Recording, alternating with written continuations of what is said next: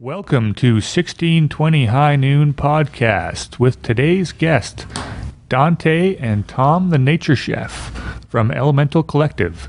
Your host today is Kit Warren. Kit, take it away.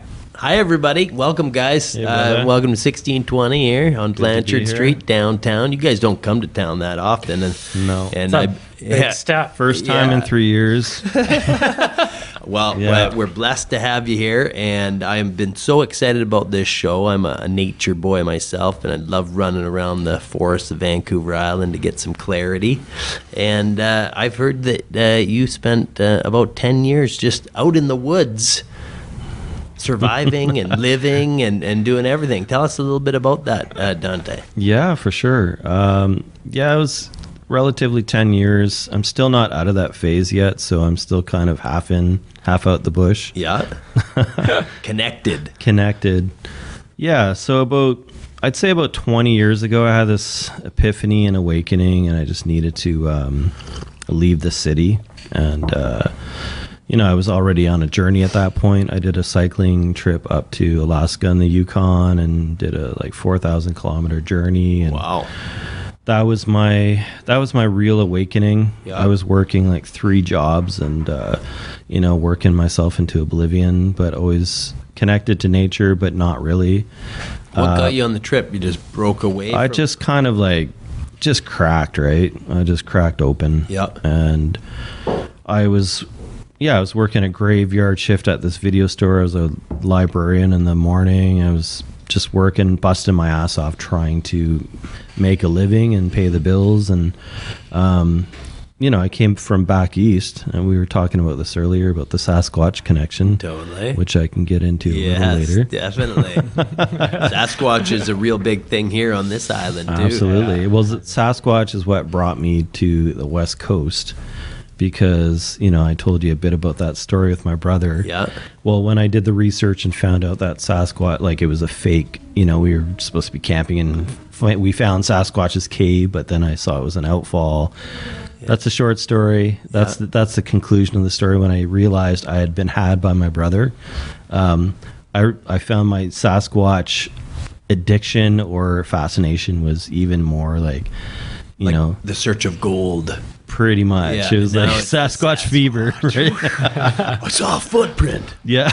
You started it in your mind. And that mystery is something that... So that was an opening of from my childhood to my adult life, and, following the mystery of Sasquatch, the archetype of the wildness and the wild man. So that's what compelled me to come out west.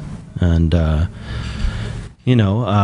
when I got here, I was with a partner who was not really on board with me. She sort of tagging along and waiting for Godot or something. Yeah. And I just, I was driving myself crazy because I just needed to break loose and break free completely. So when I finally did, I found Sooke, and I found Vancouver Island. Very nice. And I immediately felt this deep sense of home and connection. And there was divine signs as well through the ravens, actually. Yep.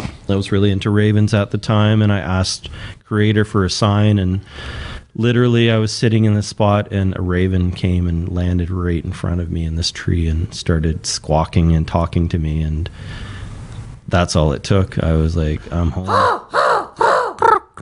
Yeah, I'm a raven guy too. I talk back to the ravens. So, right. So when you looked up at and you saw that sign, it was the sounds. It was what connected you? Yeah, I don't know. It was the stare, the connection, the primal connection between an animal that's not human, and the timing, the prayer. You know, I wasn't praying to Odin at the time, but it felt like Odin had kind of answered me there with one of his ravens. So that's cool. That's an animal sign, enlightening. Yeah, absolutely. So following that kind of signage instead of following the human trail. Definitely. That's what brought me out here. Sasquatch, ravens, bears. I find that it's orcas. Insects too. Like when I ask of something, an insect will show up that I've never seen before. Yeah. And if you're really tuned into those things, how do you get tuned into that? Do you just look for it? Like, yeah, I don't. I was aware. I don't know what it is about. There's something weird about me. Like when I was a kid in the city, and I was with my first girlfriend of all time, and she was like smashing spiders, and I was really offended by that. And I spoke to her, and I said, these are living creatures that have their own awareness and their intelligence, and she thought I was crazy. Right. But I've always had that connection to the more than human world, the other world, animals, spiders, insects, elements.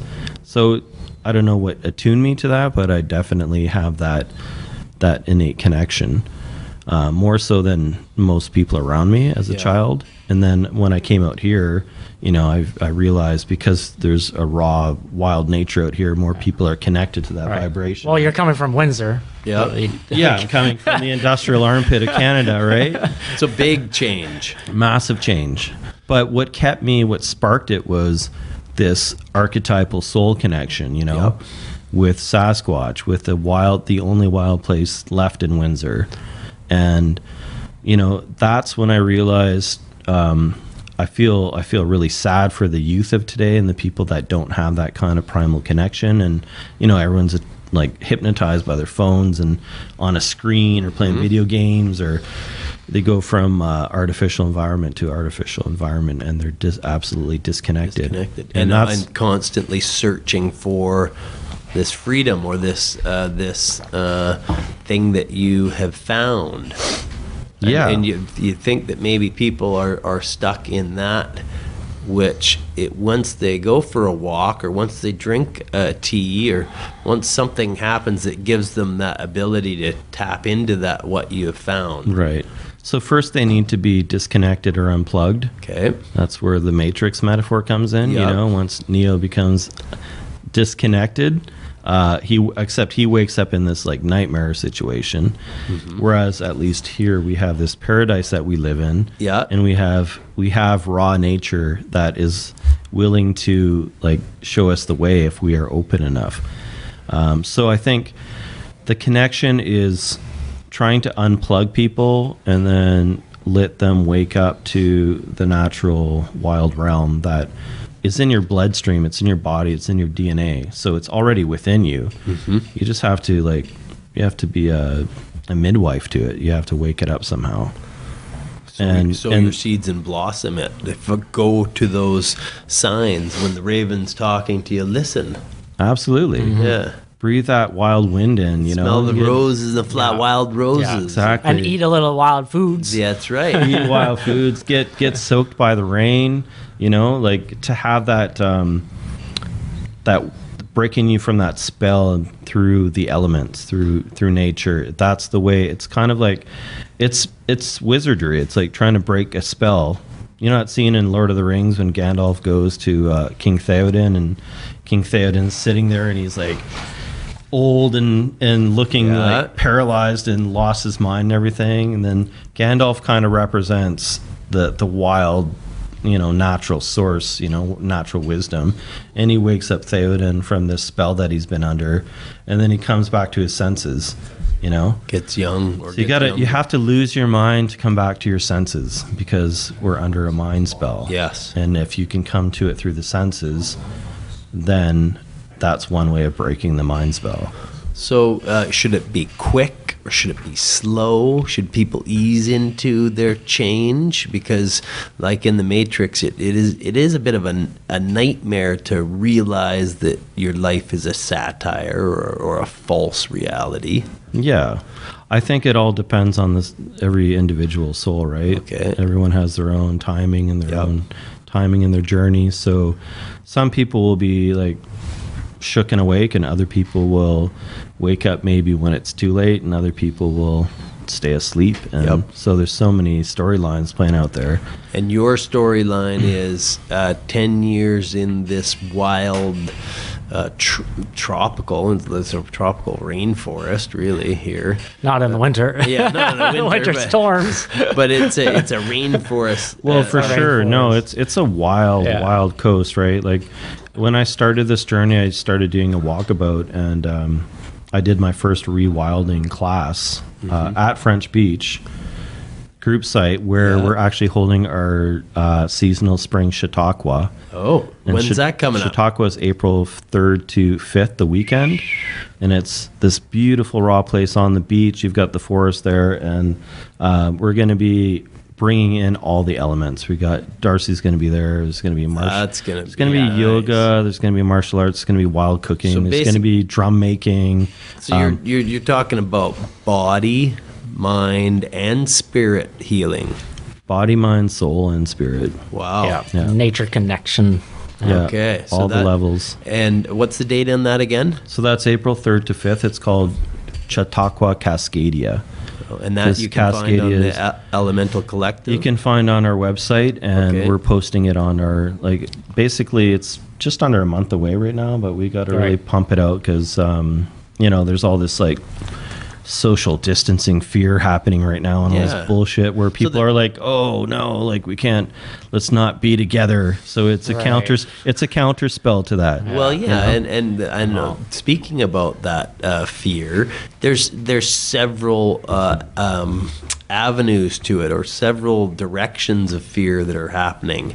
The plastics in the clothing, the holding of vibration with the concrete and the metal, and all the techniques, right? Yeah. So to talk about the techniques used, and then removing people from those things, this will be a total breakout from the city and immersed in new understandings for anybody that's going to come and see you guys. You're going to be given the tools, you're going to be given the knowledge, the sacred knowledge. Knowledge is power, right? So totally. That's what we're doing. The fellowship, the fellowship's an important part of it. Yep. The skills, we've got incredible instructors teaching the skills and the knowledge. But what I take away from the weekend is the fellowship formed and the unity in that community, and people allowing that kind of wild strain to come and take over their usually more tame self. Yep. So it's a shedding that happens, and it's shedding of egos, shedding of artificial layers. Yep. And also winter stagnancy, just to go, shut out, get outside, get outside, jump in the ocean, maybe, right? Definitely, get some elements back. That's right. Yeah, we'll have paddle boards and kayaks down there too. There'll be opportunities to go fishing and exploring, and so basically, in a group setting where you're able to explain some of these sensitivities that are coming back by way of the sounds of the birds, the creeks, the terpenes of the trees, and the oxygen of the trees, the elements from the ocean air. And so then after a weekend of that, what happens to the people that go back to their city life, and do they then teach others about how to maybe remove some of the false fears and gather the strength to pick other people up? I think they cry for a while. Yeah. And it's only a weekend, right? So it's a weekend warrior kind of experience. But no, it's a little crack in the door. That's why we offer all kinds of events, and for different levels. Elemental Collective, we're offering everything from primal skills, culinary, chef school, just wild essential being. Just I work with kids twice a week, and I have Elemental Academy for Kids. Cool. I just posted an event today on our not on our website yet, but on our Instagram and Facebook, for natural immunity. Yep. And instead of taking in the fear virus, you're going to be shown from a lot of our elemental guardians how to handle all this fear on a mind, body, soul, spirit level, right? Yeah. So we're going to defend yourself. Yeah. Nice. Bringing in the herbs, the power of the earth. Well, let's go over some of these here. Are we going into it? Yeah, did we talk about our tea yet? Or we've got this beautiful tea. And you said it was stinging nettle. Well, the stinging nettle, this is coming out of the spring, shooting right up. What is it? 20 times the vitamin C in oranges or something like that? It's been decocted, so it's going to be like if you have it like fresh as in a pesto or something. You're going to get more vitamins. But this is like decoction. Okay. So blood purifier and loads of iron, right? So good, It's better for you than spinach. Popeye and spinach is a pale comparison to stinging nettle. This is the actual real. You can go pick it for free. You can actually pick it for free. People would probably want you to pick it out of their yards because they're still thinking in the box type of thinking. Yeah, exactly. Stinging nettle. Oh my God! I'm not gonna touch the yard. Look at that. So that's in glass. That's fantastic. That's a strong brew. Like that's been on my fireplace all night. Oh, cool. Right, and just like slow simmer, and you have the fire element, right? And then I just heated it up here, and we spruced it up. It tastes fantastic. Right? We put some Sitka spruce, which has the vitamin C. Just by sort of getting, putting the spruce in there and getting the warmth of the water. Yeah, not even boiling it, right? Like this is decoction, and this is like. Is it because there is pollen on here, or is it just straight from needle? It's the chlorophyll in the needles. Can you explain decoction? Oh, it's a slow simmer, not boiling, but like a slow cooker type type of thing, right? That's what the witches do in their when they have their it protects the terpenes and flavonoids from being damaged. Destroyed, exactly. Yeah. You don't want to boil it. Yeah. Exactly. That's true. Yeah. So decoction could. Okay, so what else do we have there? You got a few jars. Oh, okay, and then I brought my whole smoke bar because we're 1620 smoke culture. I think we've got some doobies rolled. We haven't dived into it, right? Doobies and I got a pipe packed too. So the smokables. All right, maybe let's go through them. And you want to get into it now? Yeah, let's check them out. Okay. I haven't really dived into our wild smokables. Right, the wild and also stuff you could find in your kitchen pantry too. That you just add. That knowledge is kind of forgotten. So we're trying to bring it back because it's lung. Right. It's your lungs, right? It's the lungs, And so for me, cannabis, like the indoor strain, like the hydroponic, it's strong. It's like Frankenstein stuff. So I prefer the outdoor, growing under the sun element, and in the wind, and you get bees landing on all the pollens on there. Yeah. Especially if you could grow it, you have that connection to the plant. You have a little your oxygen fed it, and even urine, like your nutrients go to it too, right? Yep. So there's a lot of that connection, relationship with the plant. That's a big which time ups the medicine even more. So not the THC, and all the other, all of the connections to you, the spirit. Precisely. All right, all right. So that's what strain is that one? I don't even know. No? It's just like a nice seeds. Kind of. But did you grow that one? Not this one. Just a really, really good friend. No, we're out of that. That's long gone. I still have some of that. Oh, you still got it. Okay. No, just our really good green warrior. He's mushroom man, beyond organic kind of guy, right? Yeah. You want to introduce yourself a little bit? Oh, we didn't even get to that. Well, Dante didn't finish his. Yeah, we're still going back and forth. We only got mid Sasquatch story, and then we better smoke one. I know. Let's have a little smoke. That's all right. All right. We can keep going. Well, let Dante finish, and then I'll go into where I come in. Okay, fair enough. You want to light up first, or do you want to? We can keep going and light up, and have our way with the city here. We're here for another month. All right, so I think I left off at the Raven connection. So when I came to Sooke, I was coming for an event that I helped found called Firemaker, and Firemaker is now 20. This will be the My 20. aunt actually went to one of those. Oh yeah, yeah. It's an incredible. It's like a village for a week with primitive skills and just living as a village. You know, it's a wonderful experiment. Started in Sooke, and that's what brought me to Sooke. I was on the original council, and council for the Firemaker, okay. the Firemaker group. Yeah. Yeah. So. Anyways, I came to Sooke, and Sooke spoke to me on a primal animistic level. I went to grade 1 in Sooke. I know exactly what you're talking about. Yeah. Love Sooke. So one of my favorites. It brought me home. I felt home for the first time in this very strange way that I didn't understand yet. So I arrived here, and I was with my partner at the time and my baby child. Yep. And in the end, that didn't work out because, I was going hog wild and she was becoming more part of the Matrix, right? So, but I had the responsibility of raising a daughter, and I moved to Sooke in the first place. I made the choice to move here because I wanted my daughter to have this raw, wild experience. So. Found this beautiful place on Ella Beach for her and her mom, and I set up my base camp out of a kayak, and I basically started living on the beach. Wow. At the behest of my daughter, we were making a pirate fort together. Yep. She's like, "Daddy, can you live here?"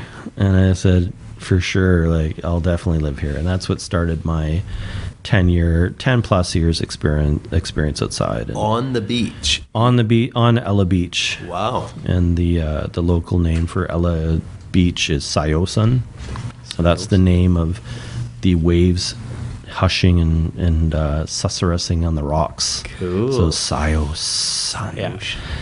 It's that primal naming of a place. Mm-hmm. And is that the Sooke Nation? Sooke. Sooke Nation. Is how you pronounce it. Yeah, that's their name. That was one of their major camps, was on that beach. Wow. So there would have been a lot of history there. Oh yeah, absolutely. You could feel the energies there, man. The village is still there. So that's what I tapped into, and I was compelled beyond reason to start living there, and I had 2 kayaks on the beach, and I would go diving in the ocean, paddling every morning, going fishing, gathering kelp. Kelp? Yep. Oh, okay. So who taught you the foods or nobody? I just did it through trial and error and just diving in deep, right?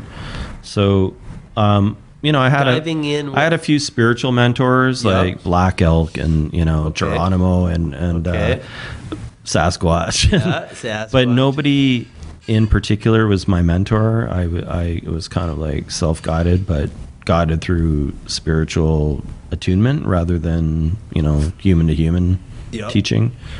So it was unique in that way because I was not having to, I made a lot of mistakes, and my biggest mistakes were the greatest teachers. I nearly died 3 times in the ocean. Long time exposure? Long time exposures, cutting my hand in the freezing cold and not being able to tend to it. Yep. Being shipwrecked at sea in one of my kayaks, all kinds of crazy experiences. Wow. having to confront cougars and bears at night in the dark, and so all these challenges that made me who I am, and but there's this stubborn, strong determination to keep seeing this through and trying to because you knew you were on the right path. I knew I was on the right path. I was following my soul, my heart. Yep. I wasn't following the dictates of anybody. So what gave you the ability to hear your heart? If our listeners out there are thinking about their path, and if you could name a point where you were like, this is what my heart's saying and I know this, what gave you that ability to actually know that was your path? I'd have to say that came to me when I was very young. Okay. When I was was definitely a very naturally, spiritually centered child. Yep. Was raised a Catholic, Maltese Catholic. Maltese. So very like passionate, almost paganistic kind of Catholic, right? Okay. But that was just kind of the surface. Like I always felt this deep connection to God or spirit. That was, I don't know, I feel like I was born with it. Yep. And I had these epiphanies when I was very young, and and just recognizing that that's the real deal, right? And you watch adults and you listen to adults and you see their bullshit because they say one thing and do another. Mm-hmm. So I was always a acute observer of human nature and behavior, and realizing that most people were full of shit. Yep. So that definitely didn't guide me in my way. If anything, like it protected you from following that. Exactly. But there was something within me that was always protecting against that, and which is probably why like I became a lifelong student of philosophies and was attracted to like world philosophies and different cultures. And so in the end, we got the kettle just blaring. Yeah, who did? Yeah, for those listening, that is the kettle in the background. We're making more tea. Yeah, I didn't start it. I don't think it's got a mind of its own. Yeah, it was okay, but may as well turn it off. Right. So in the end, the Greeks call this guardian spirit a daemon. Yep. And the Christians turn daemon into demon. They kind of demonize the daemon, but Socrates talks about his daemon being his like soul's guide. Very cool. And the Greek word for happiness, eudaimonia, means a well-pleased daemon, and a daemon is like your personal genius, your personal guide. Yeah. So when you're happy, you're following your soul's guide, right? You're following this like inner spirit guide. It's like you're in love. Like that's what I could explain. With yourself, so that you appreciate yourself, and then you appreciate yourself your and path. You appreciate yourself, but it's deeper than like there's the self or the surface self, but there's a deeper you have this acorn or this like nut growing within you, like that's deep and grows into a tree and grows deep into the earth and reaches for heaven. Like that sense of self is much greater than this kind of modern artifice of what a self is. Well, I think Earth has been tuned away from us as well. When you're in the forest for 10 years, you're pissing and shitting in the forest, and so the Earth has a message of who you are. And what in the city there, it goes into a toilet and bleached and it disappears, and there's no contact with Earth. They're on asphalt. So you're part of the environment, like but when you're out in nature, you are like. So she's being communicated as well. Right. So you not only are communicating and getting tuned in, but now she knows that you're there. For sure. So that's a connection that I think and there's people talk about spirituality, and for me, spirit connects you to heaven and to that etheric force, and you have your earth connection, which is very soulful and deep.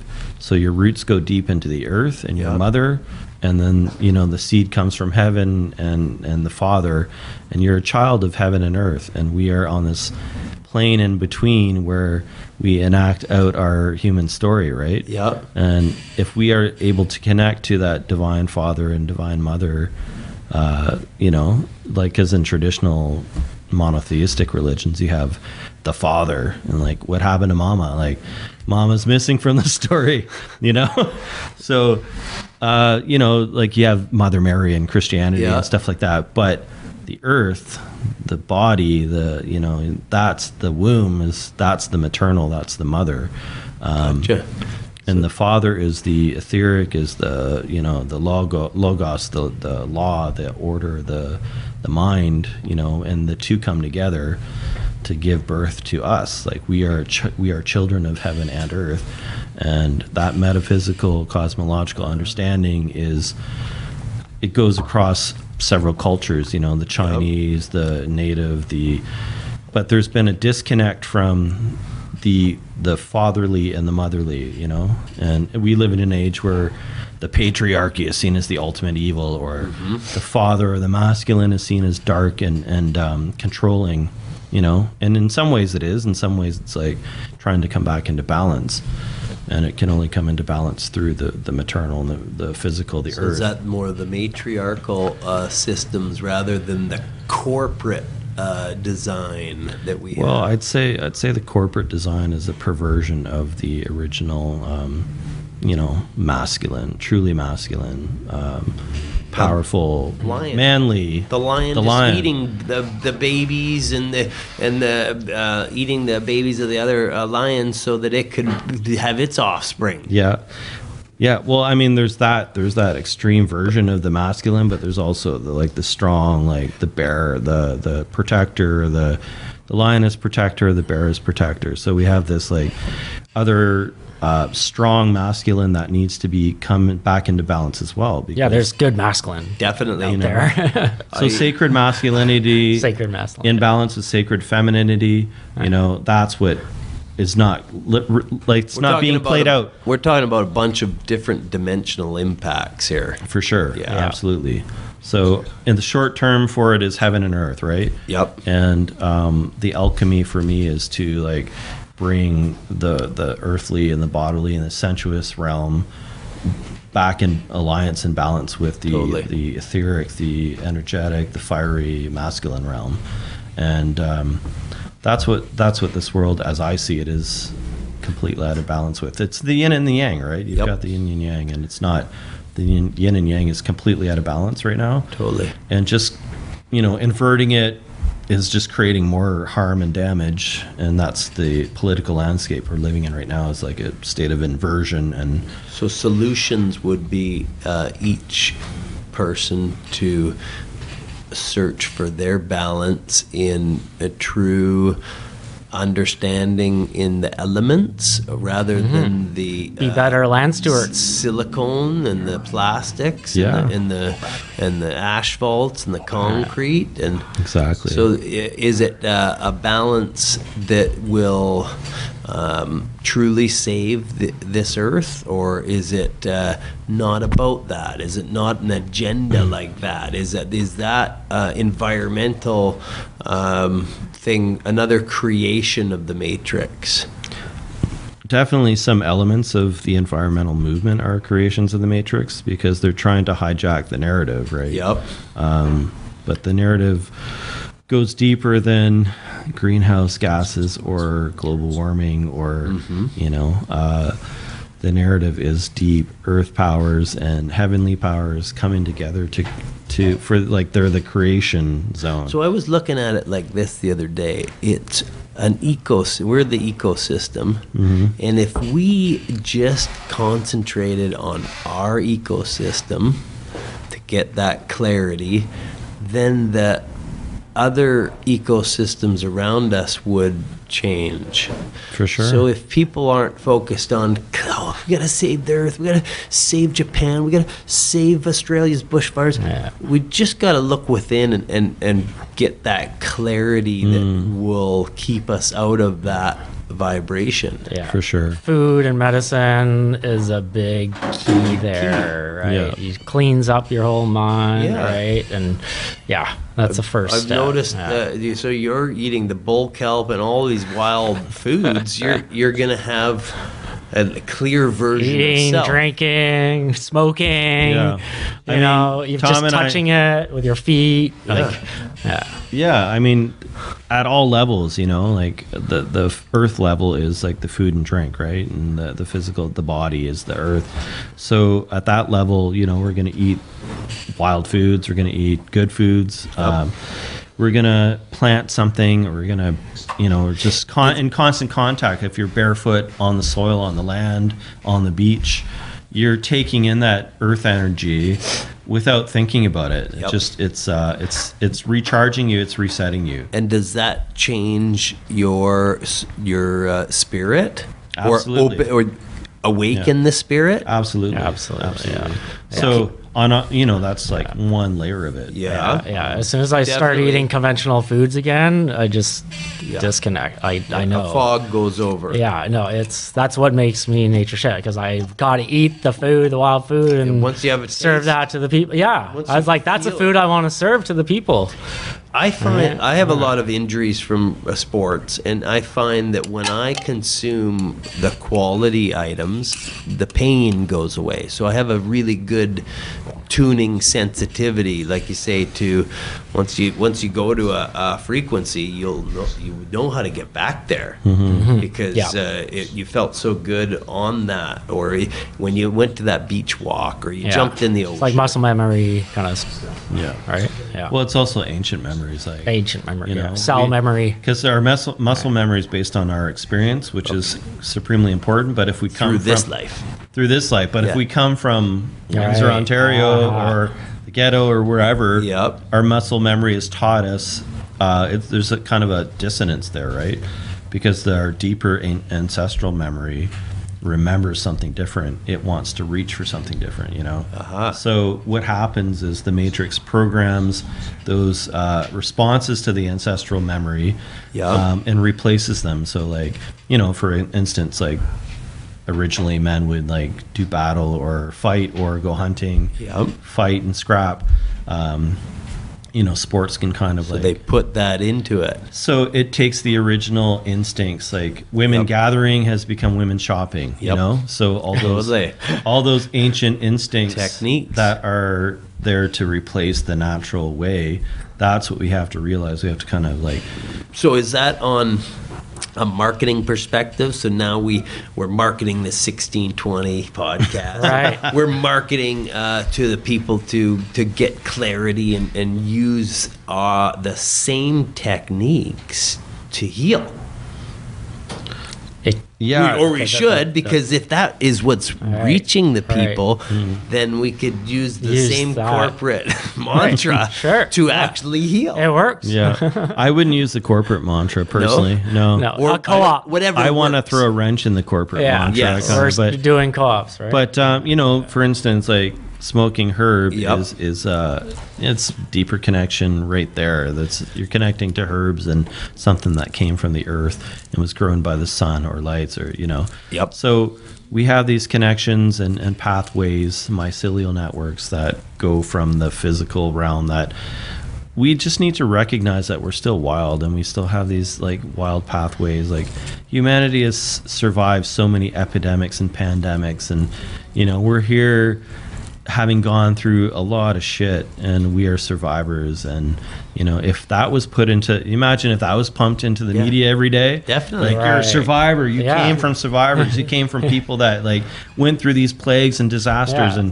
But no, they don't want to elevate you, they want to diminish you. So if you're listening to any voice or meme or anything that's making you small, making you afraid, fear, like, to me, that's the voice of the Matrix, or devils, or whatever you want to call it. So what I've seen is people that do breath work, or work on recreating their cells through that sweating and getting out there. It can alleviate some of those negative thought.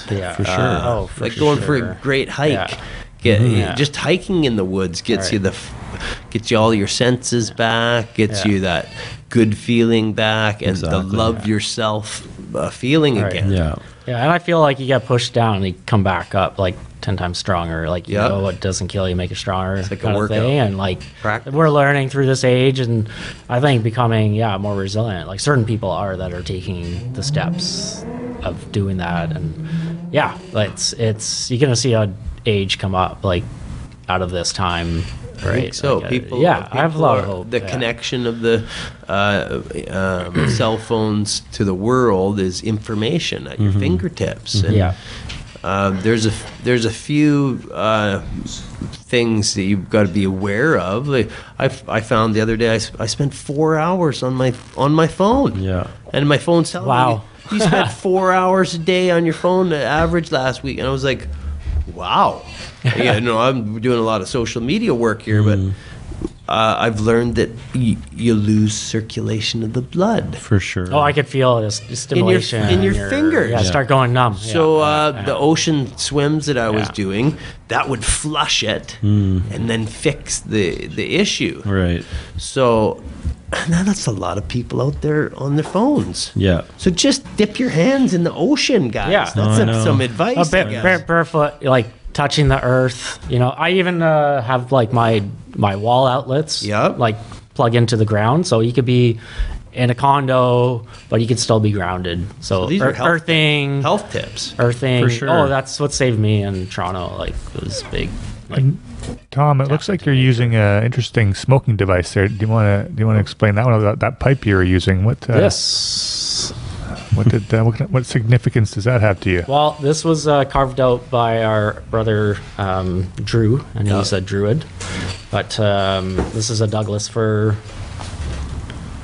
pipe. Wow. This part's plastic, but like a tobacco stem. But yeah, he gifted this to me, and it's great because you don't have to be like sucking in. A lot of people smoke pipes, and they're like. They're like, might as well just breathe the gas of the. Yeah, we just got a little. So I like string. You could just get it going so that we could light the hemp. Yeah, I have the hemp twine here, but if you just the first kind of first hauls, you don't breathe in. And do you notice? I did a few tests here at 1620, and one was the sun. And a magnifying glass. Yeah. So to totally remove the oil barons from the process, and it was magic. There was you did that on the ladder. Eight doobies in a day with a lighter. Yeah. And I would have head fog and be a little hazy at the end of the day, like a lot hazy. Right. I switched to the hemp rope, and then. I still had my clarity at the end of the day after the same amount of joints. So that is the small fractions that make up our ecosystem and the way we think and the way we operate. Yeah, generally, like we're having fire, we're having pipe around the fire, like to take coals from the fire, and you're lighting. Yeah, fire, right? You just carry the torch. Yeah. Right? And then, like, if you're getting fuel, like, lighters, and that's supporting petrol, industry, right? So, yeah, it's the sacredness, and, I like these torches, like, you could refuel them and stuff like that, and that's also for, like, creme brulees and, my culinary arts part, too. It's a little portable torch. So we're diving all over the place. Yeah, which is a good thing. But let's go back to the end and how we connected. Okay, right? so so after I moved on to Sciosan Beach, something just really that was asleep came totally awake, right? Yeah. And I was making rafts on the beach. I was like going diving every day and swim. I made a little floating picnic table on the beach. Diving just bare? Just free diving, yeah. Well done. I had a floating dock. I was originally trying to make a raft, but it was kind of clunky, so it turned into a floating picnic table. Yeah. And became my diving platform.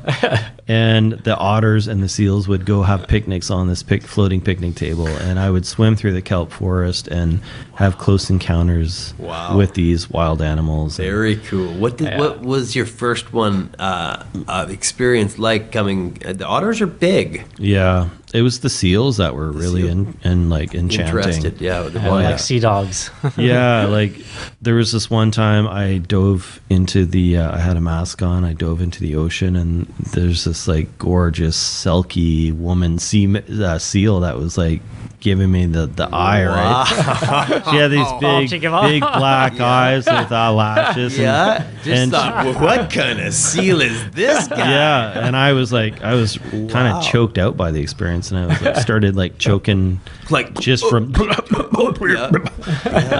And I took you could feel the vibration. Oh yeah, and then I took this deep breath, and she was like, come on, follow me. Yeah. And I did my best to follow her, and she was so like silky smooth through the bull kelp, and I was just like, you could tell that she communicated to you to follow. Like she kept looking back to see where I was. She was just like, so you start diving maybe it's a good thing I didn't actually like follow her the whole way. Mermaids, maybe still that's be there. how mermaids are. Well, what might have lured you in to eat you or something? Yeah, well, selkies, right? Selkies What's are that? Half seal, half human. Really, I didn't hear. Yeah, about that. there's a strong Celtic tradition with selkies, very interesting. Really, and it stems maybe from a history.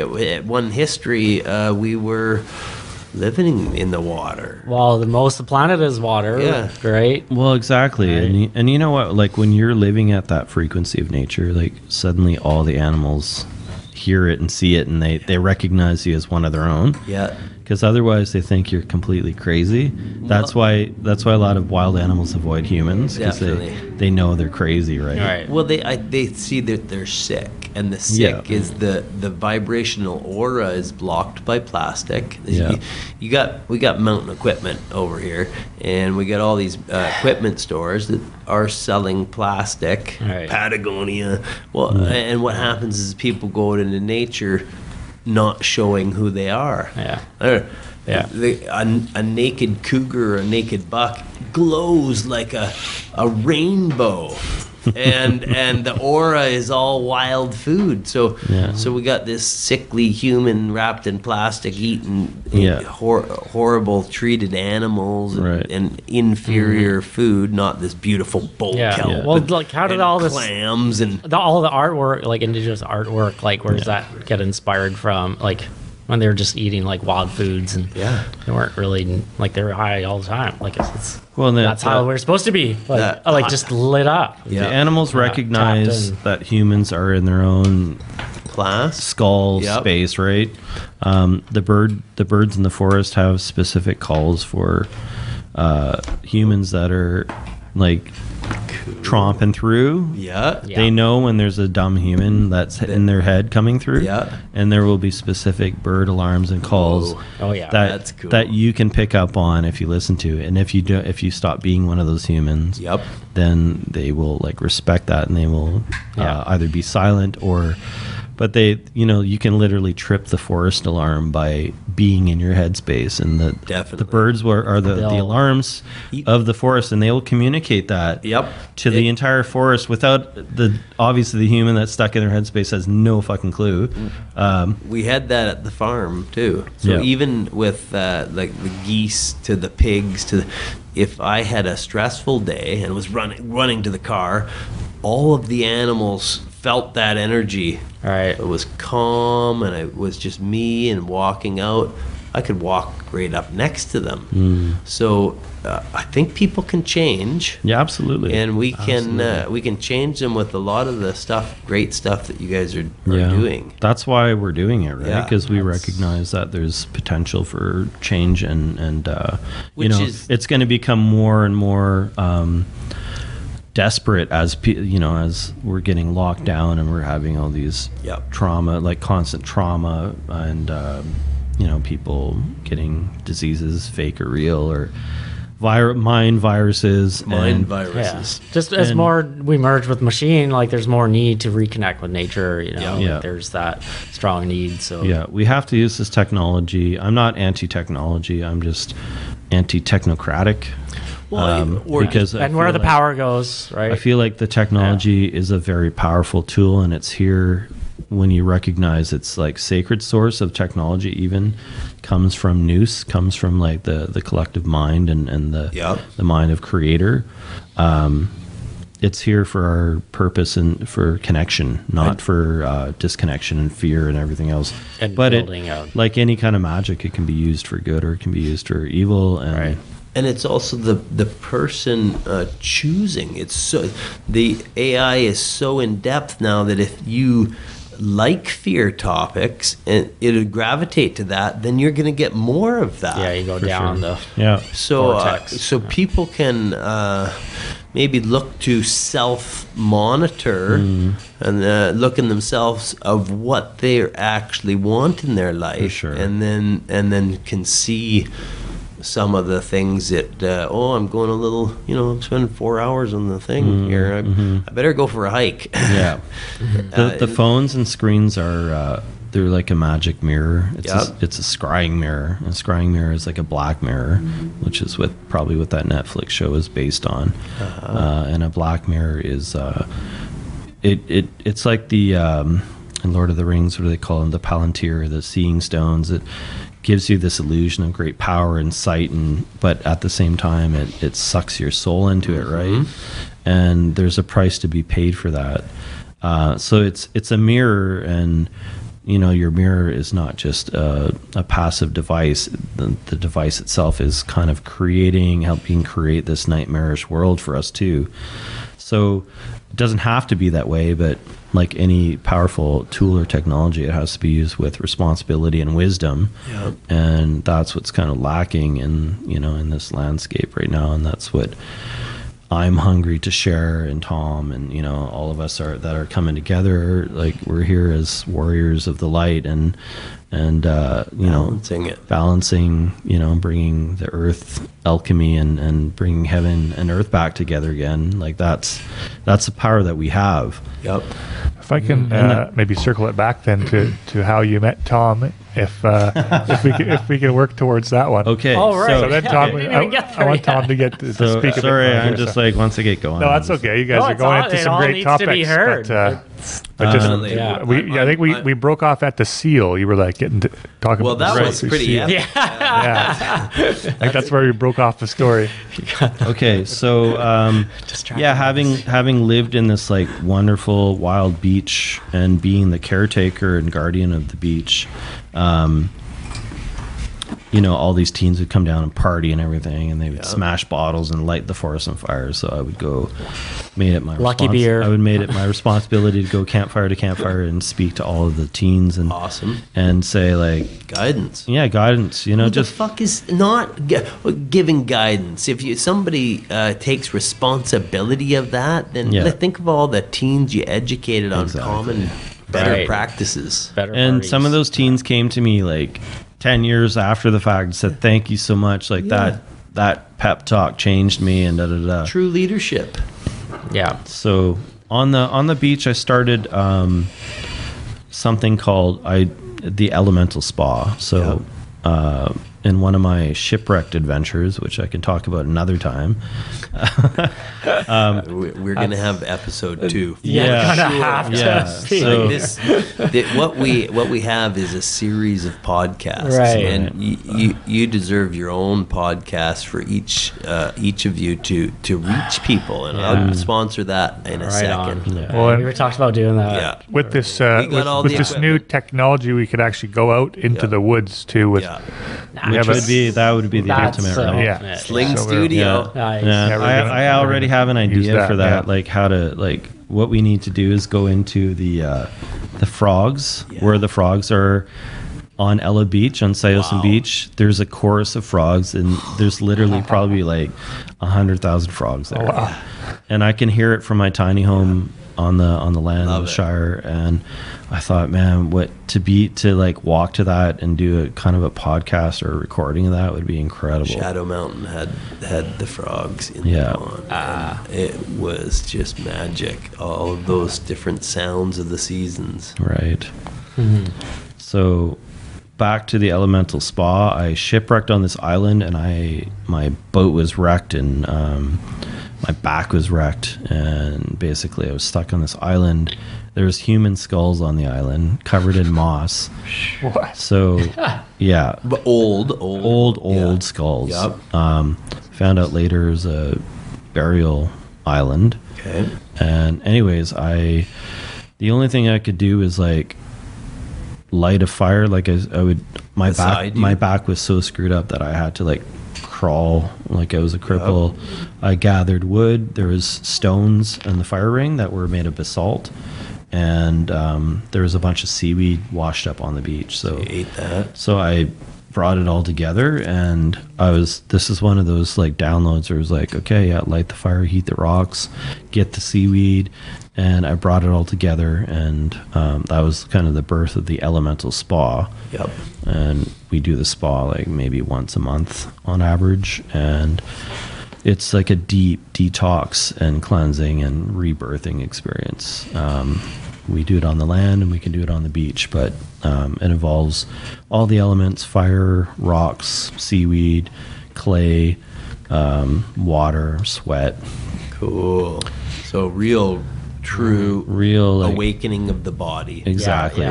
It's a multi-leveled experience that it's hard to put into words. So for women out there, I'm talking about a body that's silky smooth and extra soft and supple for your partner. So you better get down there and sign up for this thing. Keeps me on 41. Well, and it's the truth. They're searching for the beauty products, and there's a lot of beauty products do have seaweed in it, but it's like all there. Yeah.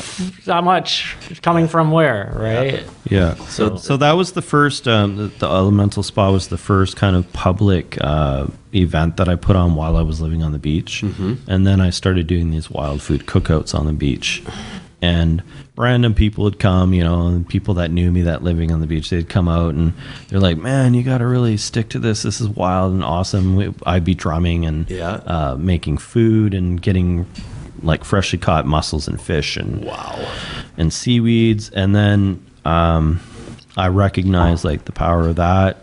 And while I was living on the beach, like there's a short story where the beach was about to be shut down by a local developer, and basically I had to fight to keep my stay on the beach happening or to keep the beach open. So long story short with that, I fought and kept the beach open, but I had to get off the beach. The police came after me finally. And so, I also have a story about living in the hills with goats, but I won't go into that right now. Episode 3. Yeah, I lived in the hills with my own herd of goats. What kind of goats? You know Kat? Do you know Kat from Sooke? Yeah. Okay. Kat. Some are her, like they actually weren't her goats. They're the goats of the owner before she got the goats, inherited those goats. Yeah. So I had, man, I don't even know what kind, like there's a lot of Swiss goats. There's one really big milker who was a Swiss goat, and she gave me a gallon plus milk a day. What? That's like, I know. Yeah, she was the biggest goat, and that was wild milk. Yeah, like that's she was like the biggest goat I've ever seen. Alchemy, like that is so. Not the so I lived in the hills with the goats for a while, and then eventually my ex was just like, and I was raising my daughter at the same time. So my daughter was goat herding and kayaking in the ocean and all this. And she's like, I got to put a stop to this. So this is too wild. So anyways, I won't go into the details of that, and I don't want to go into details of that. She basically said, you need to get a place, because I want our daughter to, have a normal upbringing, and she's not. So your daughter actually brought you back to civilization. In a sense, she did, yes. Yeah. So eventually I ended up at this place. I was living on the beach, and this woman invited me to this house, and it was, again, one of those instant connections. I'm like, man, this is the space. This is, because I always had this vision of having a school and having a community and a place to bring all these teachings and the community together. And when I landed at this space, I knew it was it. And she tried to seduce me that night, but I was not having any of it. I played drums all night and got drunk, but I ended up sleeping on the roof, and it was in the cold of winter, and I was just awake all night and surveying the stars and the land. I'm like, holy shit, this is the space, man. This is ground zero. This is where I'm making my stand. And so eventually she ended up moving up north and said, hey, do you want to sublet the place? And I said, yeah, I definitely want to sublet the place. And then the landlord met me and everything, and I downloaded the vision to him. I'm like, this is what this is going to be. And he was like, it was like still pretty wild at that point. He was like, who is this guy? Like, he's like, when you're close to getting it, like, let me know. So fast forward 5 years later, I was holding a Wild Food Friday at my place, and Tom came with a group of really beautiful women. He's got that beautiful skin. Got that charm, right? That Czech charm. Surrounded by good food, too. That's a key. Yeah. And, like we were cooking wild rabbit and all kinds of things. And anyways, Tom was like... Well, I could maybe like add my story about like how I found the Wild Food Friday, and then I'll just finish I'll finish a little bit, and then you're on. So basically, I met Tom, and I think we were listening to Bob Marley, and we were dancing and having the best time and smoking a bowl, and he was just like, fuck, man, this is what I've always been looking for. And I'm like, well, you're the one, man. I've been looking for you. You've been looking for me. And we found each other, and it was instant bromance, and it was like hard connection. And because I was living with this like crazy neighbor at the time, and I'm like, man, this isn't going to fully flourish until I find like my other half, so to speak, and that's where Tom came in. And the very next Wild Food Friday, we did it together, and from that point on, like that's where. So how long ago was that? That was 6 years ago. 6 years, right? To the day of last week when it was 6 years ago. So there's another technology thing, Facebook exactly keeps right. track of all our events. Facebook. Right. Exactly. So 6 years ago, and then since then we've been deepening the relationship, and I've kind of like mentored Tom and all my knowledge, and I threw everything I had at him, and like just recognized the like chef genius in him and wanting him to flourish with his gift and everything. So so like we still share knowledge and experience, and we do workshops together and events, and he's like my family. He's like my brother, soul brother, right? So and it's just beautiful seeing how he's coming into his own and bringing his own element, and the wild food cooking, that's his angle. And I've let go of most of that now, because like I like to be involved in the food, and I love to cook and everything. But he's an amazing chef. Yeah, and I love to brew ales and meads and all kinds of things too. But as far as like putting on the events and everything, when the food part of it goes, like I will definitely still involve myself, but I'm more of the like you've got a bigger vision. Well, I've been to the mushroom event that you guys had, and was absolutely mushroom fabulous. Madness. I couldn't believe the forest you created just by inoculating the. The shaggy parasols. Oh man, they were everywhere that day, and they taste fabulous. Oh my god!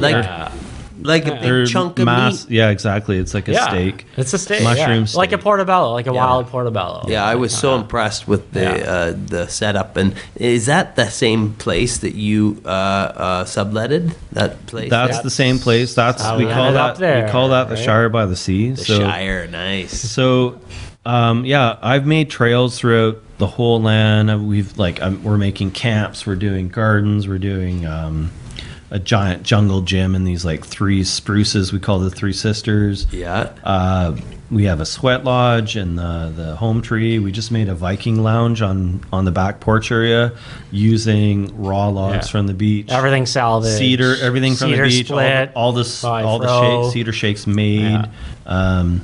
So this is teaching several disciplines on the one property. Exactly. So it's like it's the focal point for all these teachings, all these people that want to rewild themselves. Bringing clarity. Yeah. Bringing clarity, reigniting culture and making culture wild again. Like, unplugging from the matrix, it's rebuilding village, rebuilding the community and the tribe. At 1620 here, we're really proud of you guys. We like to share your stuff. We like to talk about what you're doing, and we're really thankful to have you guys doing this. And thank you. I really appreciate you guys. Thanks, man, for having us on. And for sure.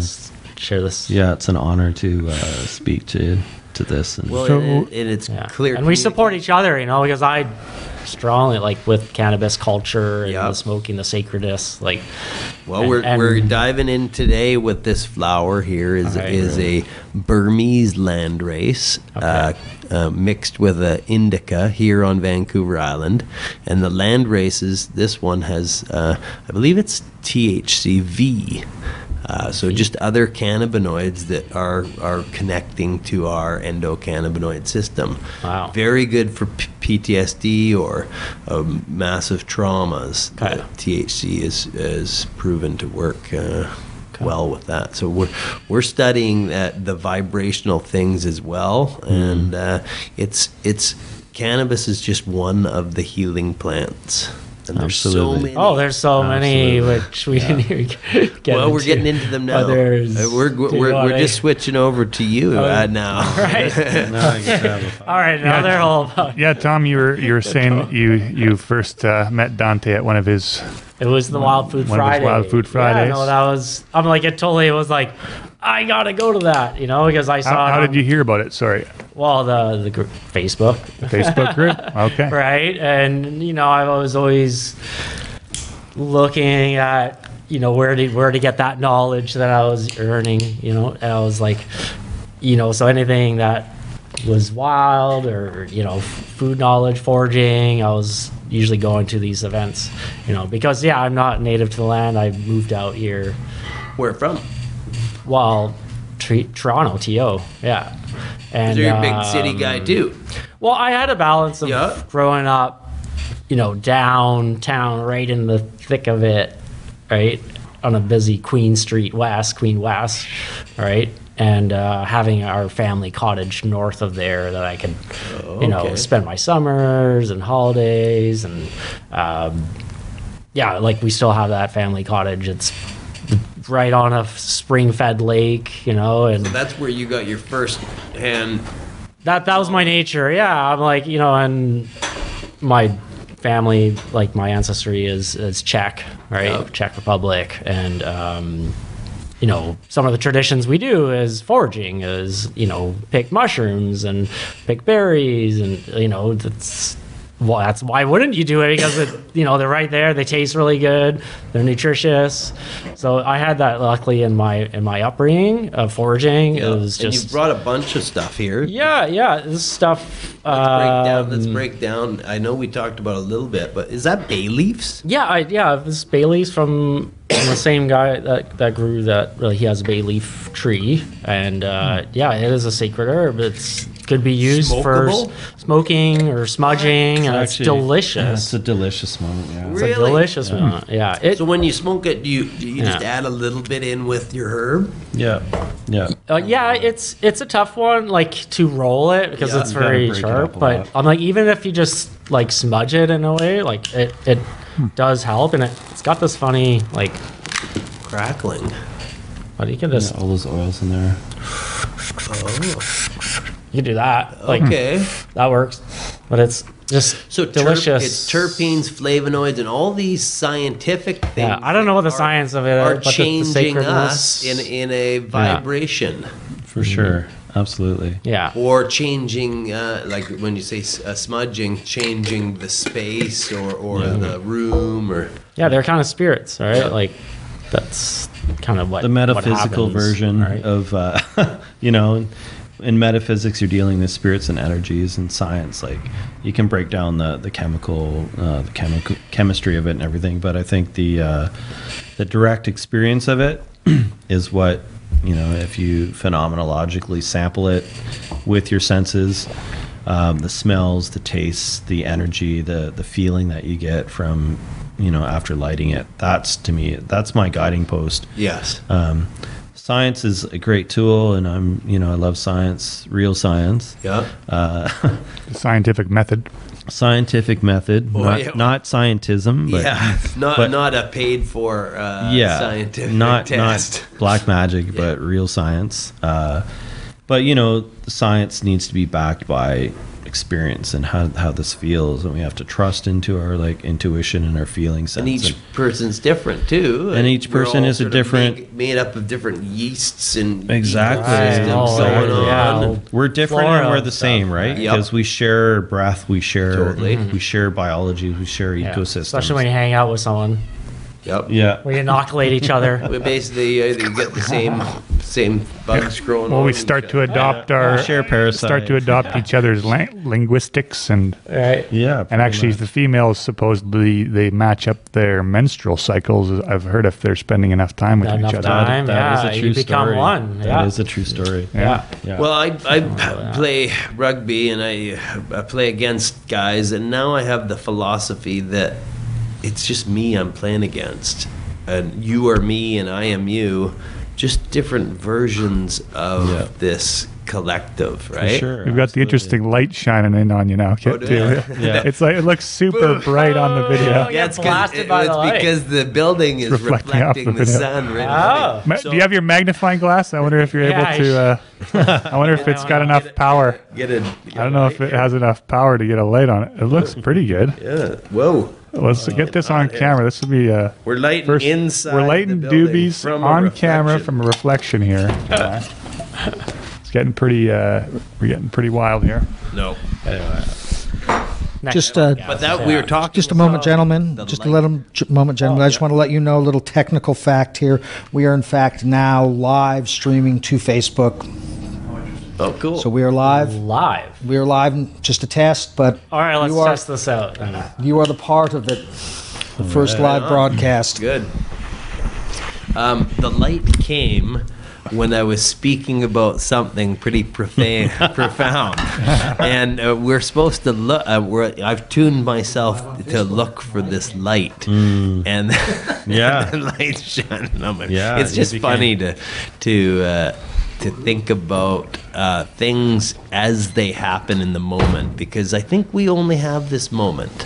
There's no real past, there's no future, and I think we can change our past based on this moment, or change our perception. Every second counts. The perception of what our past was. Yeah. So I was a drinker and a hard rugby player, and I had a lot of evil thoughts and negative things because I was not treating my body properly. I really didn't know how to treat my body properly. I thought I could go and do sport and play hard and drink hard, and Conan the Barbarian comic book was my idol, but now once I've tuned myself a little bit better and taken steps to get closer to this elemental collective idea, which is known around the world and lots of cultures are practicing it, and it's just a connection to a true self, or a heart that lets you know, and intuitionally lets you know. Our indigenous being. So I mean, it's your ancestry too. It's your not just even your personal ancestry, but your collective human ancestry, and your. We just found out it's Irish roots. Yeah. And so is that what you mean? I mean, that's one layer your of parents, grandparents, like you. I mean, carrying. That's one layer of it. The personal history and cultural history and everything. That's definitely a huge layer of it. But I'm talking, we have an earth ancestry. We have a mammalian ancestry. We have an elemental ancestry. That we have all these layers to ourselves that we're not educated about or talked about. Like, these are all our ancestors. So we have personal ancestors in human form, but we also have ancestors in spiritual form, ancestors and plant form. Plant forms. Like, these are all. We have this collective of these natural beings that have an ancestry, and it's not just a human thing. The problem is we get caught up in our human head and our human body and realm, and we live in a very humanistic culture, and we're divorced from nature and all the other voices and sentience of nature. So we're cut off. We're kind of like autistic in our human mind. And we see that the people that we displaced, or the culture displaced, the colonialism, or whatever you want to call it, that's part of the story too, and that's part of the Matrix story as well. Like, this force replaced this native way of understanding and being and living, and that is still within us. That wildness is still within us, but we've all been colonized and domesticated in various ways, and that's what we need to recognize. Like, we need to recognize that we're domesticated slaves, essentially, before we can throw off the shackles. So, you know, colonize minds. Yeah, we need to rewild our minds and rewild our bodies and our breath and our essential being, because that's our ancestry. Live in harmony with nature. Right. The first, I do a little bit of boxing training here, and the first thing is breath. Yeah. Throw 20 punches with no breath, and then I look to the situations in the city life, sitting behind the desk with no breath, or really small breaths. The full breaths came to me from sport, but a lot of people, that is the first challenge. So if we even just focused on that alone, breath, to feed the body the ability to perform. And that's all just free. Like, you have a breath right now. but it's not taught. It's not taught. It's it's part of the unconsciousness, right? Like, we are taught unconsciousness, you know. And breath is, you know, the breath comes from the Greek word psyche, which means soul. It's the life force. It's the chi. You know, it's God breathed life into Adam. It's the breath. The breath is the word, the logos. That's the breath. Recently, I was pondering on the word spirit and inspire and respire, conspire as like multiple spirits together. So those are similar root, coming from the similar root word of spirit, right? The Latin word is spirit. Spiritus. But the Greek word psyche means soul. It means this rebirth. It means this. It's the psychology comes from psyche, which is really the breath, and the soul is awakened through breath. So we need to go back. Definitely, breath is kind of like one of those awakening tools, whether you do it through yoga or athletics. You know, when you get tapped into your breathing, that awakens your first level of your essence, your experience. And then a tea like this will then make up. I think I heard the other day we're 99% water. I was like, 99. I think it's around like it varies 70, for people. 75% is what I've read. 99% of a cell is water. So we're made up of a bunch of cells, is what I was told. More people are, like it varies. So but a cell is 99% water. Oh, okay. And we're made up of cells. Right. Let me try to fact check that. I would do it. I wouldn't try it. I'll do it. But there goes the sun. Water is life. I've just got my eyes back. Wow. Back down. We got to check the time on that, because it's just the angle of that building on. You should put a little just turned 6 o'clock, or something. The dial just turned 6. Wow, I'm having a blast. I'm learning a lot. A lot in here. See what I get, like, when I'm living with this guy? Like, linguistics, right? is the key to our spells. And if you know the Greek and Latin names and sounds, it was sounds, because it's vibration. It's the words created the mathematical resonance. Well, like I was talking about Ella Beach earlier. Ella Beach, the original name of Siosan, right? Yes. And that's if you'd spend any time down there on the beach and the waves are, you hear it. It's like Sios. Nice. So that's good. That primal language is that's the wildness of language, right? That's the language of the birds and mimicry and sounding. It's like a sounding board. Yeah. Because it would have been so clear. It would have been a billboard. Like when they showed up and they're doing their thing, well, Syossin, you know where to go. Yeah. Kid, when we were down there, and the kid would know. It would be like the natural billboard. Yeah. The colors and the things that people need to just tune back into. Absolutely. Just when they can. Yeah. So I was told the other day about a good technique was to go to a spot throughout the seasons that someone has access to, and then they could tune into the seasons, the sounds, the birds of that same space. Yeah, that was Darcy, I believe it. Darcy. Yeah, that's a sitting spot. Spot practice where you pick one spot. I usually like to pick it near a creek because there's a lot of life near a creek. And you find a rock or whatever. You go to a spot daily if you can. The idea is to have it daily, right? Yeah. At least an hour a day. Go to your spot, empty your thoughts, just get tuned in again, and then eventually as you return to that spot day after day, month after month, year after year,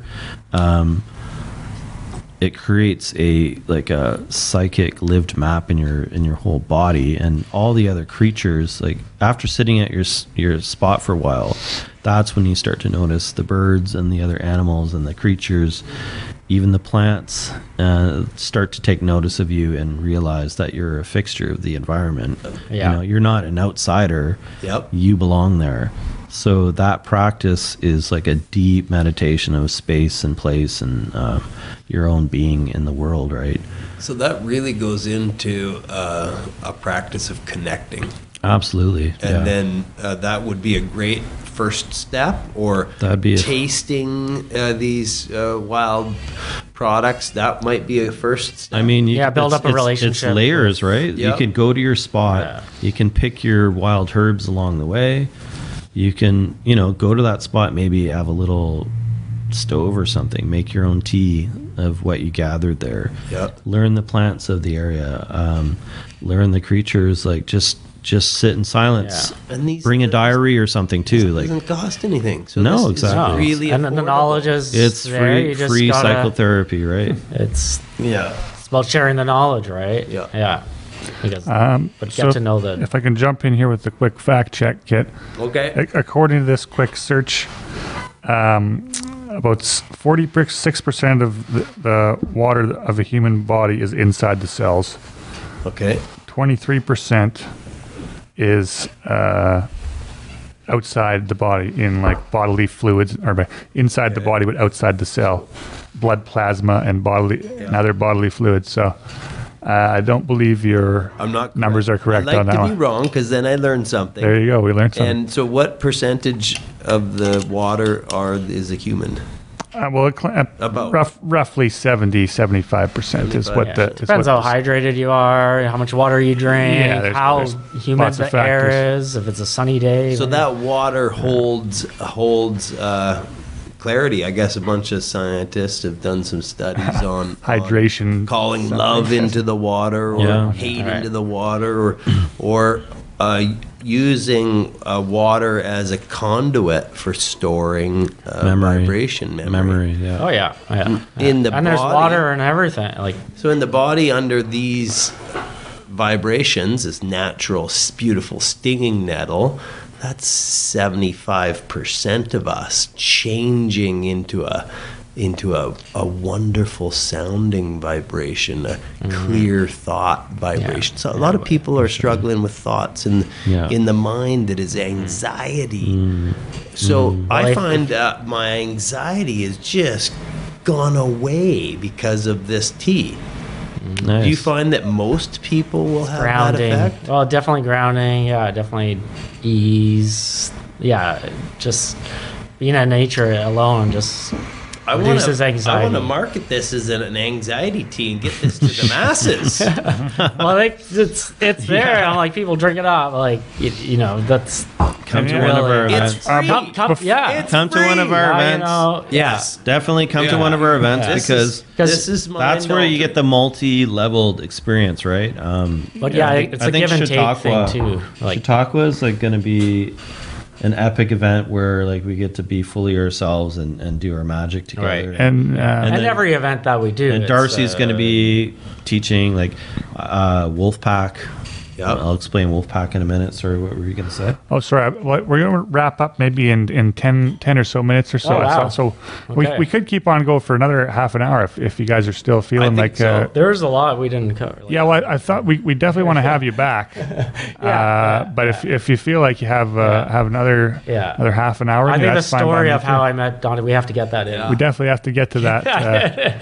Yes. And our collective, what the big vision is. Let's start there absolutely. right now. Because I think that is a good spot to start on. All right, let's stay on track. This meeting. Well, so here I am, like coming in from Toronto, really, and Muskoka, which is our, that was my nature time up away from the city, and I talked about being Czech heritage, and our family had a deli. It was called Prague Deli, so that's where I grew up in Toronto. I say I grew up in Prague in a way because I very much had the food culture, the culture of people, from fleeing Czech Republic, which was communist run, and so all these, kind of free-spirited people wanted to leave that and come to Canada and start new and free, right? Yep. So that's the intention my grandparents came with, and my parents, and they had me, and I was raised up in the deli. We lived on top, so I was submerged with the liveliest culture of food and drink, and Czechs are pretty lively people as well. Sing, dance. Sing, dance, drink beer, right? Dumplings and all that good stuff. But it's just that balance of city and nature, and then right away to put to work in the kitchen. That was for sure like something. Some great knife. Yeah, it's in my blood, just being a chef and a cook, right? So my father a butcher and sausage maker, and mother a baker, and so I was put to work that way, and then every job I had was working in resorts and restaurants. I just stayed in the food industry, and had opportunities to train with amazing chefs in Toronto. Big cities do make very progressive culinary, food restaurants, and so I had great opportunities. Sooke Lee was a great family friend. My father was smoking his meats and fish for him, and so he saw I was interested. And if you don't know Sooke Lee, he's the Iron Chef guy, man. He's invented the whole East meets West. He's a kitchen ninja. Like if you look, very cool. I've stayed really out. Good. I didn't go into the kitchen. I just focused on staying fit. Right, fit. I was food focused, right? And also fit nutrition. Too. That's the best nutrition. Yeah. For me, sports for sure, but that doesn't, in the kitchen, it does get extreme. It's fun. That's why I like the adrenaline rush. But it's that you're competitive with this chef that is known in the place. So you're a chef with quality of that you are seeing in the other guys that are leading the sort of sport of it. There's a sport. There's a huge, I think the sport comes to the gathering, because before you take it to the plate in the kitchen, and it's the sport and actually going out and getting the food, climbing a tree and, jumping in the ocean, getting barnacles or, digging roots. It's all physical energy, and it's a sport, really. It's like parkour through the forest. You really have to be. Mushroom picking for sure involves a lot of log hopping and all watching that. For cougars. So I love that. The foraging part brought that nature sport for me. For me, I love that, and so I was kind of did it, but it was something that being, I ended up owning a restaurant, right, taking over the family business and renovated it. But in that moment of running it, like you think you're going to own a restaurant, you're going to be free, and but you're more of a slave. Like, you're still working for the man. Like, at the end of the day, after you pay your employees and all your bills, you left with what, So you're on a treadmill. Yeah, and I was like, there's got to be a better way. As a chef, you get into cooking because you love to cook, but then as a chef, you're just more a people manager, right? Like, you're right, you need to design the menus, and you're hiring and firing people, and you're less cooking, right? And so it was like, I want to cook, I want nature. So that was the whole like nature chef epiphany thing, right? And I had a huge awakening to food and the way it's grown, and GMOs and animal treatment and all that. Nice. I was like, kind of helpless in the city. I was like, where do I get my wild food? Like, where did I, get connection to the food? It's very tough. Like, at that time, anyways, that was 10 years ago that had my awakening, and just, I think in the bottom line, like 7 years running that restaurant, was like, leave on a high note, right? Like, just sell it. When was the day, or when was your awakening? Like, when was the first time you thought, you know what, this thing isn't my dream. I want to find where. I was like age 30 was that kind of mark of like, I could show you a photo like my kind of awakening, and I was hitting the gym, like just cleansed, right? Went plant-based, lots of like sprouting and juicing and just hitting the gym. So I hit a huge. You had the breath work and you had the quality ingredients. Yeah. So then that was the vibration that was, hey, there's something else here. Yeah, the wild food, like, because I was into the superfood kind of movement, and, David Wolf was kind of big inspiration, Daniel Vitalis, those two names there. I was like, sowed some seeds, but I just know like the superfoods, when I went down into it, and started eating the dandelion and whatever, like making pine needle tea, and I just felt different, the frequency in me. I didn't get that in a store-bought, Totally. What do you call it, like a health food store product that's from Peru or whatever. Like, this real superfoods are like right in your own front yard, right? Or on the trees. So I knew something had to go there. And the nature and the chef, like, that's where that came, right? And I was like, get out of Toronto. It was 2012. It was like, all right, I was just like, get out of this place is going down in a way. And, I had a partner, a wife at that time, and all her family lived out west. And I knew I was going to end up out west one day, because I visited out here a lot. I have family out here too. And I just knew that was my home, like I really resonated for being there. And also for me, like, food security for me is, if I'm living somewhere, food first. Like, I look to, look at the soil, Fixes 20 things that we currently face in everywhere around the world. So it's definitely a good one to be focused on. Yeah, and it's a good one for other people to understand that those choices they take hard work and discipline. Mm-hmm. Like, it's not. I'm sure it's not easy building this all around.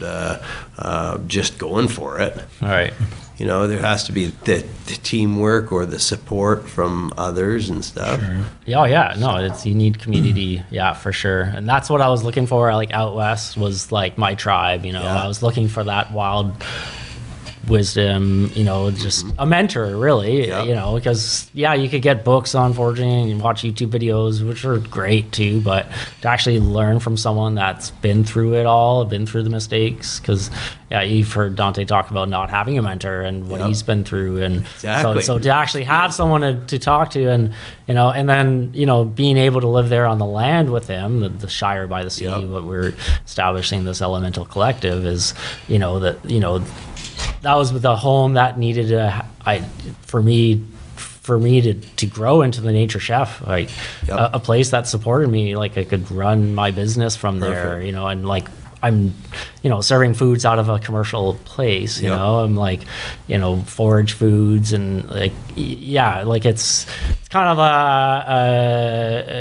it's a perfect place. Yeah, you have a mentor, you have a fertile land, you have a landlord that's like supportive, like of the vision too, right? He's a big picture of this, and he's holding off on selling it waiting for us to actually get the vision like in a way that's going to, for him, like be a business plan, money, So that's what we're working on right now. And perfect. That's why we're putting on all these events, and that's why we're bringing awareness to what we're doing. Because it's important. Yeah, and he's a big Buddhist. Like our landlord, like tuned in. Like he tuned into the land. Like when he purchased it, was like he knew something was there, right? And it just takes time, the seeds to grow. And I think, I've been living there 5 years, and we've been putting on events more and more and more, and more people are kind of getting into it, right? More people find out about us. And now it's 2020, right? 2020 is like pivotal time, like to get the vision clear, right? 2020 vision, right? Yeah.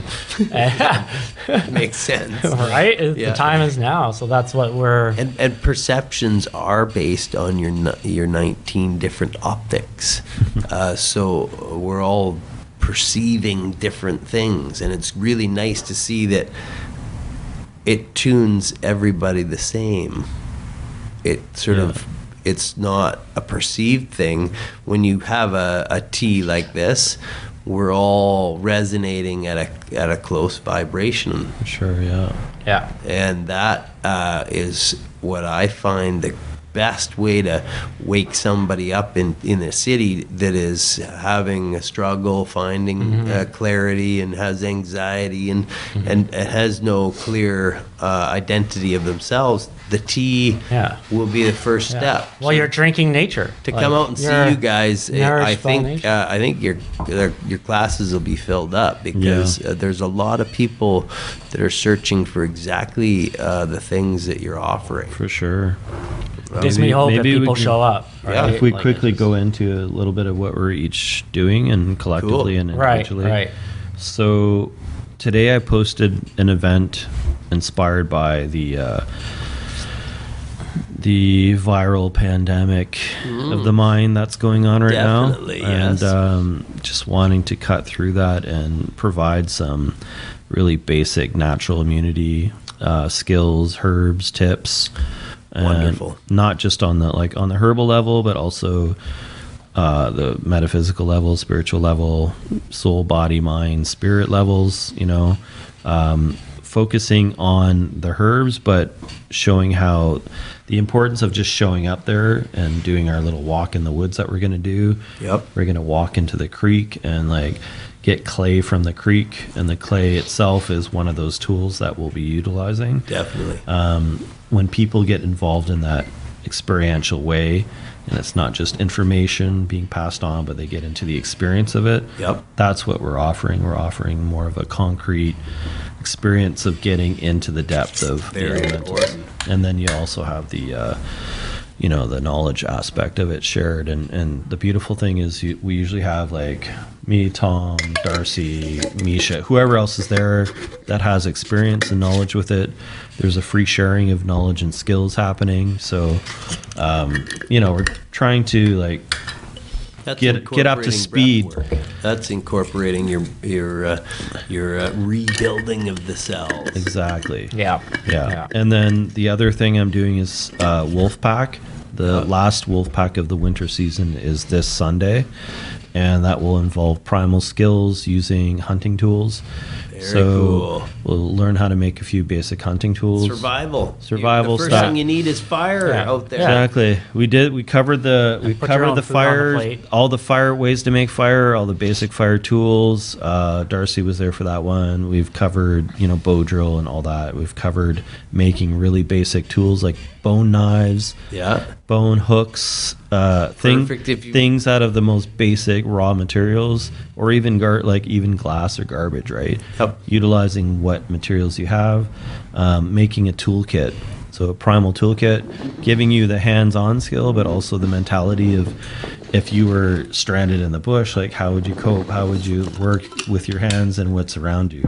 So that's the idea behind Wolfpack. And then this seasonal end is going to culminate in kind of like a play hunt where we're going to be camouflaged. We're going to make camouflage. We're going to go into the trails. We're going to use our hunting tool that we've made there, whether it's a bola or a sling. I have a really cool throwing star stick thing. Yeah. I made out of Scotch broom. For rabbit, let's say, or for rabbit, or the smaller game. Yep. We won't be actually hunting. No. But we will go through the process of what it's like to like create, craft, and stalk the animals and get into that hunting. Crawling space. Like become the animal. Ida Portel is this guy that's training the fighters to crawl and be low, stretching out the ankle ligaments. It's really become animal too. Exactly, like moving super slow, imperceptibly slow. Yep. Blending in with your environment so that you're not setting off signals to all the animals that are watching you. So right. all those beautiful skills and embodying that, through your wild self, your animal self. Cool. So that's part of Wolfpack. The other thing I do is Elemental Academy for kids. So Mondays and Fridays I take the kids out and we explore nature. We learn. Kids have a very low attention span. Yep. So I don't bombard them with information. I'll teach them a few things a day. We'll make a tea or we'll do something, but it's based on play and being wild and getting kids off their screens and off the video games. Getting breath, embodying, lifting, climbing trees. Exactly. That Last week we were all on the beach and the kids were like, I mean, I probably got a little slack for this, but they were jumping in the ocean and they were soaked too. Cool. They're challenging the waves and they tried to build this driftwood thing to block the waves. Look, just constant play and imagination, and so I love that work because I love children, and I think children are key to like unlocking that wild innate self, right? Yep. Yeah, they are safe. You got to get to them when they're young before they're a little too programmed, but even when they're too programmed, like I have a kid right now who's always on the screen, always on video games, and he's compelled to like break away, shed that. And he's been playing outside more. He wants to do archery. He was making a bow the other day. So cool. That's inspiring work, and we're going to do a collaboration with Tom with that, where we're going to do a teaching kids culinary, wild kitchen arts and cooking and everything. So that's the benefit of having him living next door. We can always combine efforts. Yeah, when you get good fuel in your body, like that changes the whole mindset. And like to fuel the warriors with good food, like that's what I do, right? Is like nourish you with nature, so you could do the things that you need to do, right? Like we all have a service, we all have a gift to share, so getting that proper nutrition in, like that's huge. Key, right? The rugby guys over in Vancouver, they came third in the world, beat South Africa first time in 7 years in Canada, and wild foods and fuel will give them the percentages needed to become great role models. Right. Yeah. So, and that shows where we can reach more people to the arts that you guys are doing. And also, it's about being a better human, like being better steward of the land. So wild foods, it's free, it's all there, but it's like, how do you tend those plants and how do you give back? And so it's not just take. It's like, how do you support those plants? And be like how indigenous people lived on the coast, and things would just keep coming. So they kind of cultivated the wild in a way, or like taking care of the plants. So that's stuff that we as well like have to pass want to share. And I'm learning lots about that. So sustainably harvesting, not harming the ecosystem. No, you could actually do. You can help the ecosystems, right? Land restoration work. Yeah. That's one of the major focuses of the land we're living on. We want to restore the land. Very cool. And it's like just like we're trying to restore our bodies. Of the teachings in the for sure. Oh, it is. Yeah. Just like we're trying to restore our bodies to wild health, we're trying to restore the land because we are the land we live on too, right? So by restoring the land with some of the wild plants and also doing permacultural ideas and creating food for people coming to the land or events or whatever, we're completing the circuit, right? So we're trying to bring in the teachings of personal health and well-being, community soulfulness and well-being, and working and living with the land and protecting it, making it healthier than it is now. That's those are the circles we're working within, and that's the goal of saving the Shire.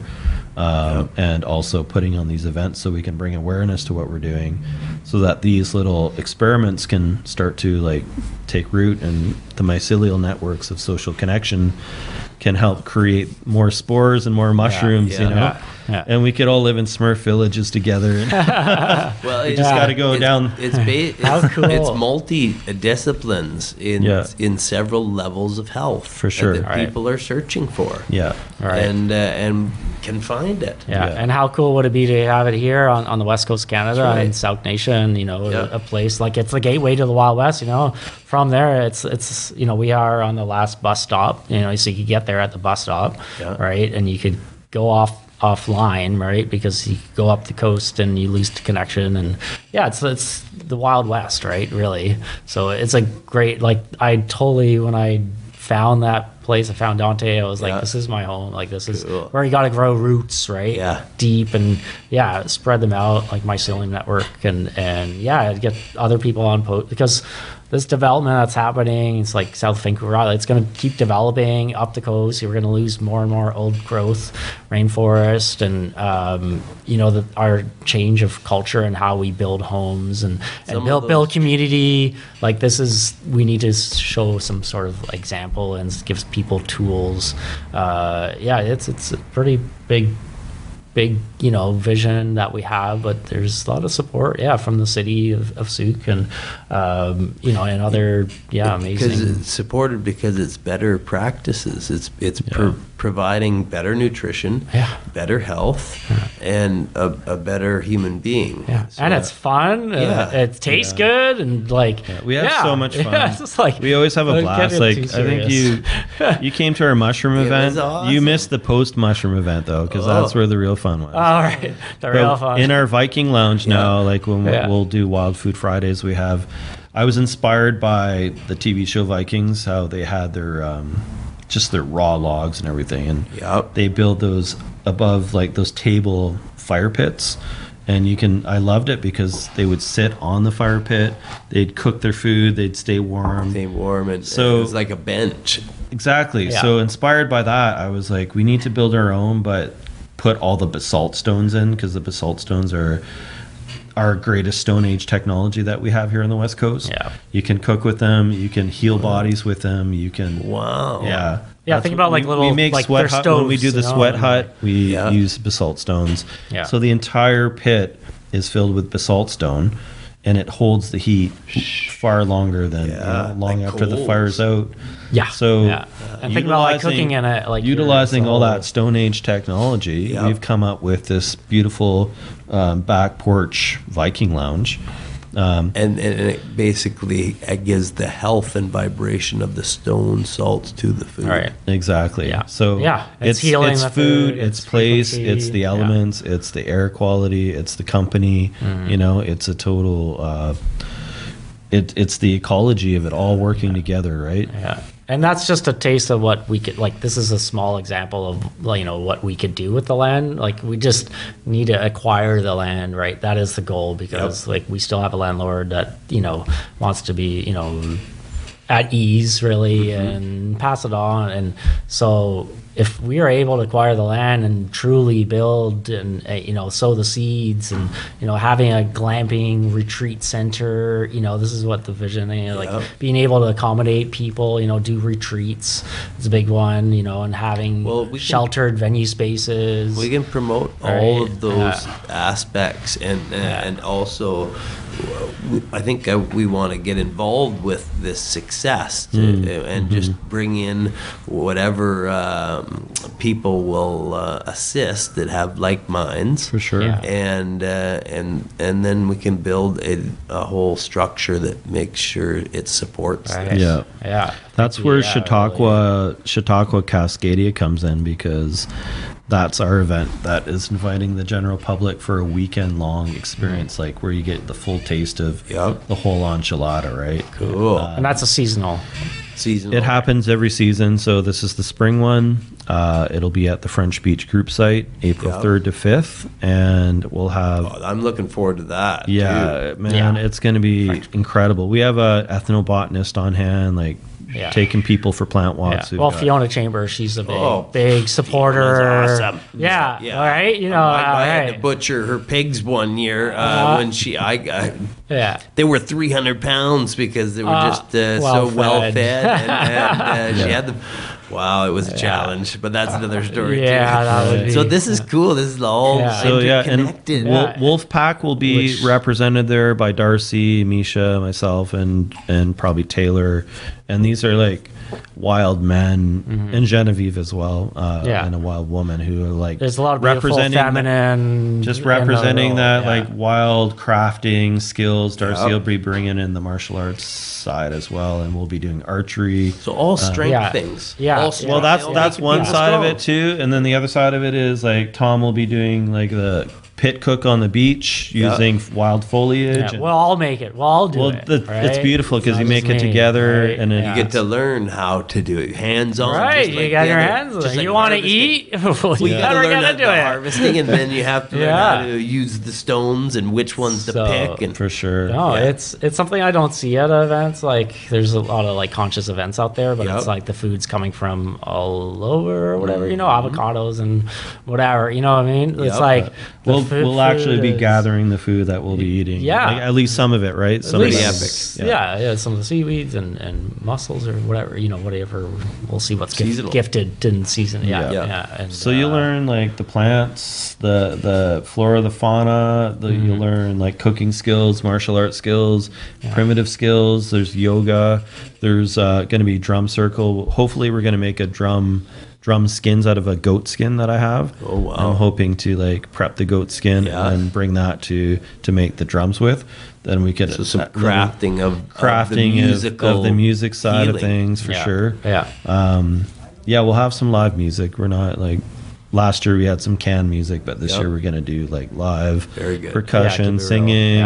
There'll be storytelling by the fire. It's just camping as a group, as a tribe, and that for that weekend experience is very bonding. The ocean is this beautiful walk away down these stairs, and then we'll have paddle boards and kayaks down there and fishing rods, and it'll be like this wild experience. It's only 3 days, but you'll come back changed from it. That's just a taste. It's just a taste of what of we could do, you know, like. And the idea is that's the year-round vision, right? To have that going year-round at the Shire, you know, and going on these little missions, and you know. So having a place that could accommodate and that could, you know, 30, 50 people, like to be able to host, and you know, facilities, and that's kind of the logistics, like, you know, and a shelter, and they could stay overnight and have full more, you know, in-depth courses or classes. Right. Like there's so many amazing facilitators. You know, I get to work with, like, we're doing retreats all over BC and stuff like that, and like amazing people that we know that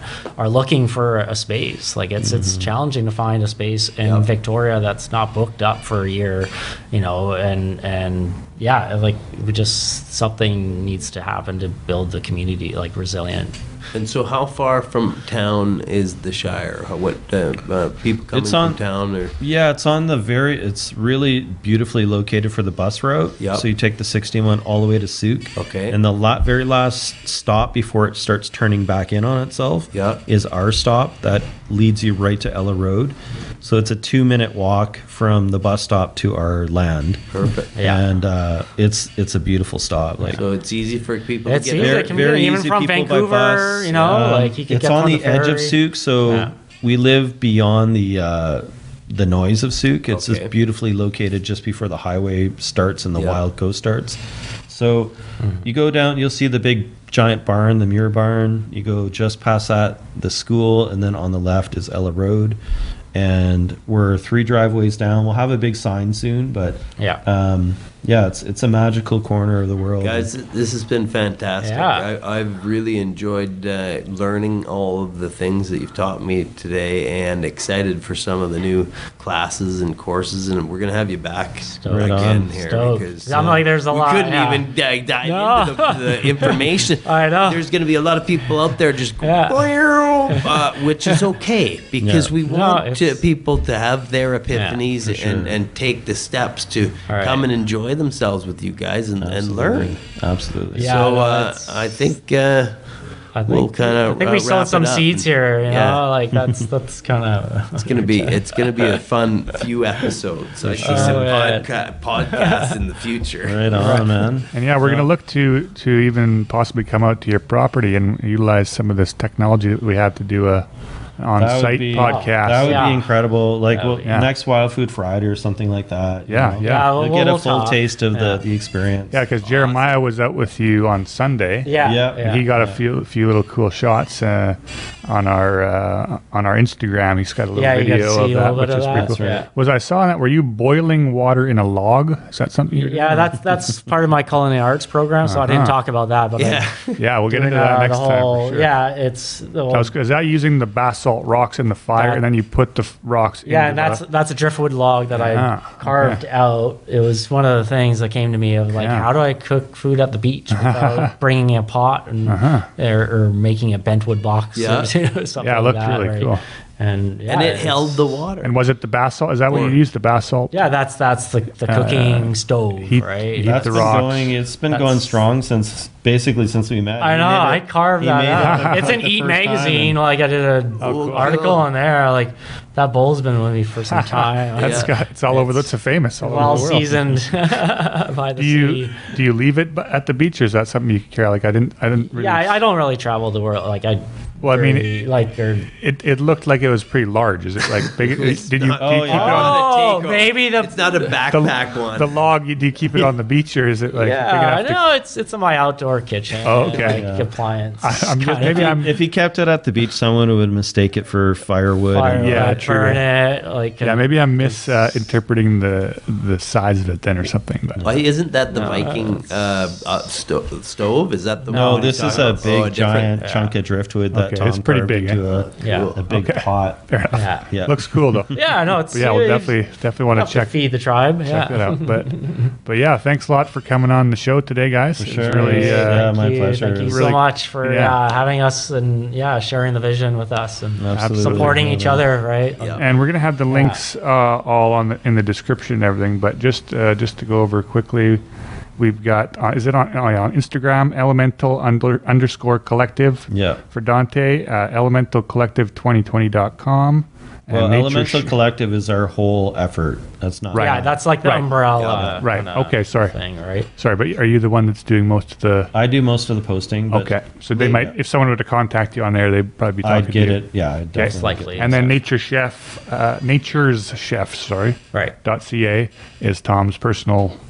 site. Yeah, that's how you reach out to me. You can just Google that, and it'll get you to where you need to connect. Right. I think we're doing a party here, and I'd love to have some. Wild foods. Nature nourishment for sure. Yes. And everyone listening and watching, please check out 1620 High Noon on social media and 1620podcasts.com. Right on. Love you guys. I love. Awesome.